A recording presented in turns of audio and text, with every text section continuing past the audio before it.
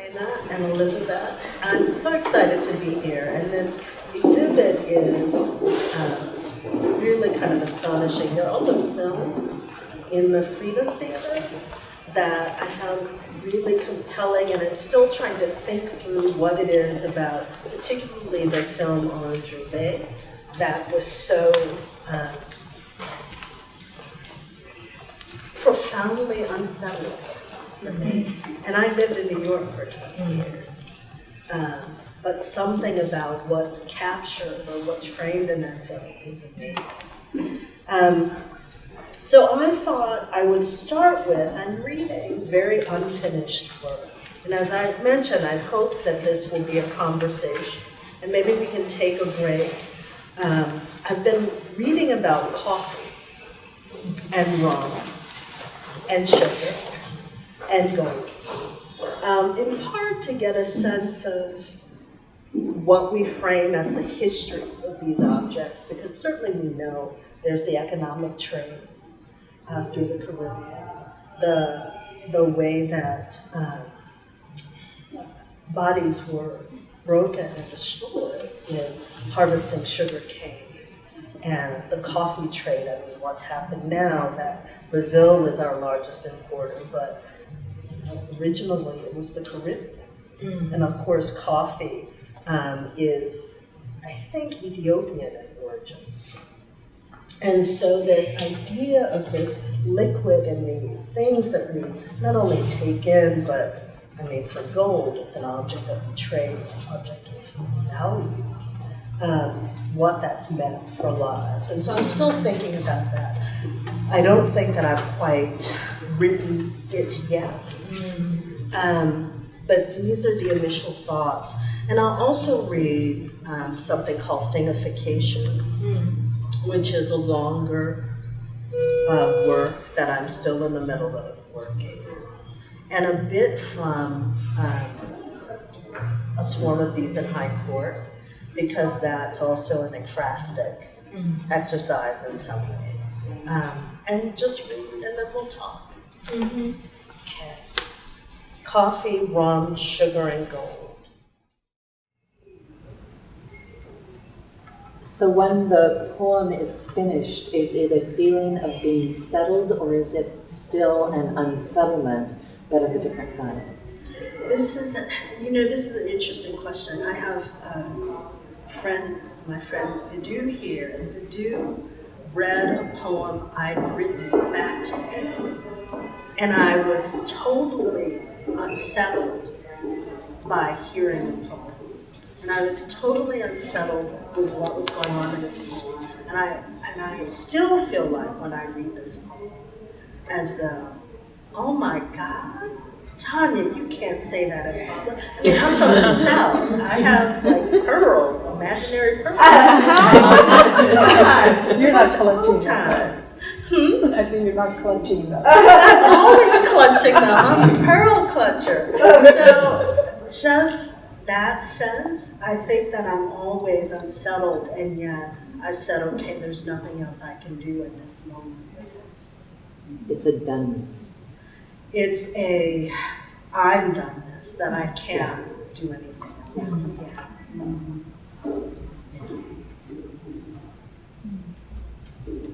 Can you talk a little bit about the process of like writing about art or I can never say ekphrastic. Yeah, right. And is it a one-on-one? I mean, how do you approach sort of that interactivity? That's a great question. I mean, I feel like for a long time I taught, and a few years I taught at the Manil Collection. I would take kids on writing tours.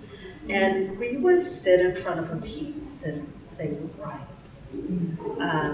But what I became really interested in, and what obsesses me about artwork, is I think of the process of making.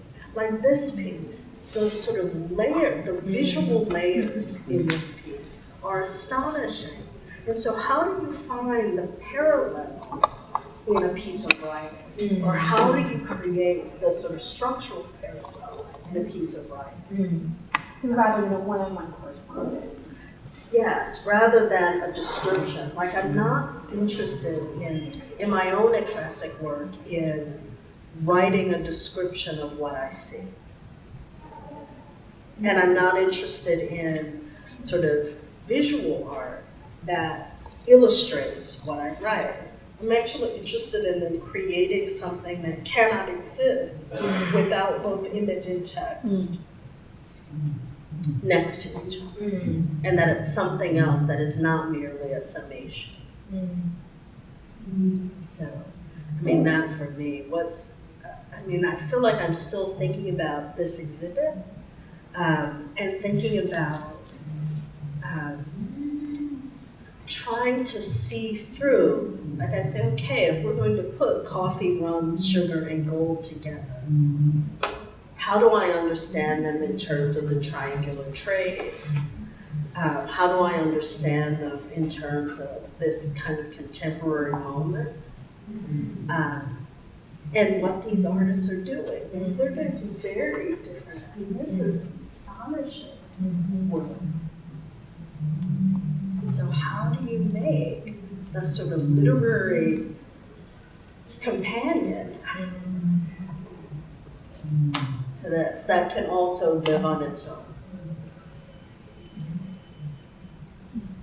So I have a comment and a question, and my comment is that just listening to you read, your words are very powerful. I wish that I could sit with them, which is maybe not a fair thing, but I'd like to sit with poetry. And I'm curious if you could talk a little bit about the last piece that you're still working on and what you would do to it that would make you want to definitively call it a poem, or whether you think it's going more in the direction of something else, because it certainly has a cadence and a rhythm to it that sounds like poetry. Well, I think because I've not lineated the pieces, I've broken it into these small sort of sections, and there are only moments of lineation. So then I immediately think, okay, this is prose, and yet in terms of poetry, it allows me to make leaps and connections that I otherwise would feel compelled to fill in. And I'm also interested in the music, but I don't want a music that actually masks the horror of what I'm writing about. And so it's also, that's the work to get to. Because this is about contemporary slavery. And so what are the forms it takes? And this idea of living and life being transformed into a thing that can be traded. Right? So how not to allow the piece to be transformed into a thing is also part of the work.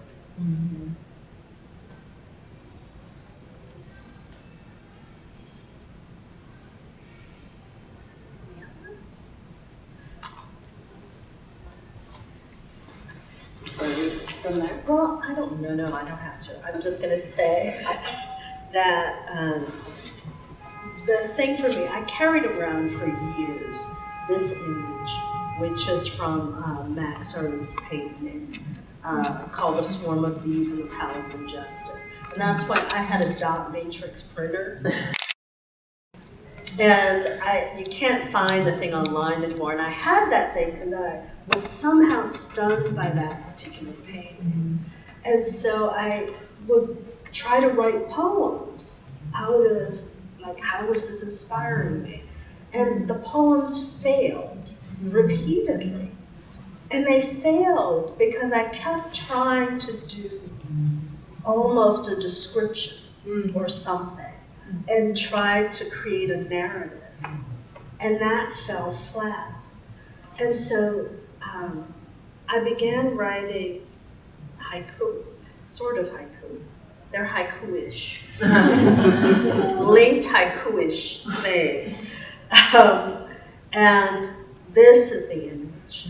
that sort of became for me in many ways, and it's Wangeshimutu's The Noble Savage. And it became a really kind of triggering term for, I think, the poetic imagination of this text. So, and its collage and many things. So that's all I want to say. Thank you.